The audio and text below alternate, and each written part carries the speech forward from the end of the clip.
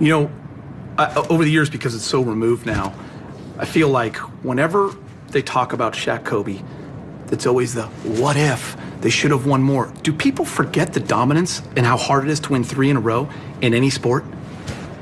I just think people want to have something to talk about. I think the story would be more compelling if we didn't win any championships. Then you can really ask what if. Can't ask what if the guys went to the finals 4 times out of 5 years and they're 3-1. You can't ask a what if. That's just people trying to bring up stuff. But I tell people all the time, most of that stuff was perpetuated by me. You know that. You were there. I'm a master of marketing. So to get you to talk about me, him, and us, do what I do. Jim Gray was his guy. So he said something to Jim Gray, and Jim Hill was my guy. But I think you have to really sit back and ask yourself, if Kobe didn't like Shaq, how come when they won the first championship, he jumped in his arms? If Shaq didn't like Kobe, how come that one time in the finals when Kobe twisted his ankle, he couldn't walk? Shaq said, Kobe, get on my back. So a lot of that stuff was done by me just to get people to have something to talk about. And I actually wish Twitter and all that stuff was around, because we would have been the #1 reality show in the world. I would have played that to perfection. You know what they would have called us? The Black Kardashians. I just... Oh, man. Yeah, I was going to ask you, I mean, it seems like every interview, does it get old? Everyone asking about Kobe? No. And my favorite shows to watch on TVs are the Where Are They Nows. Some of the greatest groups, people that had 2 alpha males in one group, they had conflicts. Like, I'm just finding out that the Beatles, Paul McCartney and John Lennon had beef, but it didn't stop what they were doing.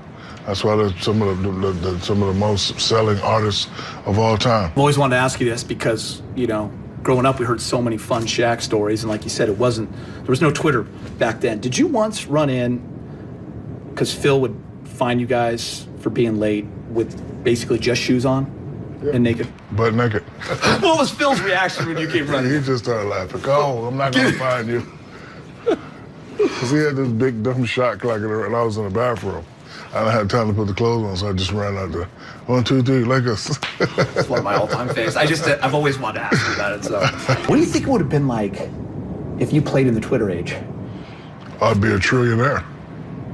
Because it builds brands now, right? I mean, it's part of our culture. Yeah, but I never use it to build brands. Like me, the way I utilize social media is 60% to make you laugh, 30% to inspire you, quote, story, whatever, and then 10% to let you know that I'm still with Icy Hot, man up. But like, so it would help me engage more with the fans. Because a lot of times, like in LA, people knew about all the stuff that I did and how cool I was, but a lot of cities, I don't think they knew that. But I definitely would have been a quadrillionaire easily. This argument with friends all the time. Today's NBA, so many three-pointers.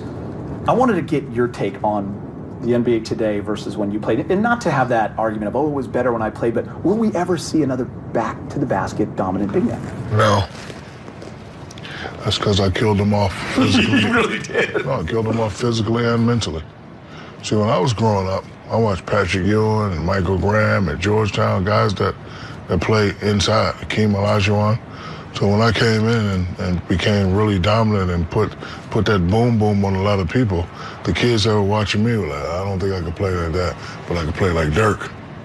I don't think I could do that and elbow and spin, lob, dunk, but I know I could face up and shoot off the glass. And then you got the Garnetts coming in, and you got the Dirks coming in, and you got all these guys playing like that. And now that's how they play, and they shoot a lot of threes. Magic Johnson's back with the Lakers. Obviously, the city's excited for. Magic's been one of the most iconic guys. What are your thoughts when you heard Magic? I would like to see Kobe in that advisory role. I really would. Magic is Magic. Magic is a great guy, but it's a different world we live in, and the guys are younger. I would like to see Kobe get some type of managerial position. I know he would definitely do a good job because he's one of those guys that focuses a lot.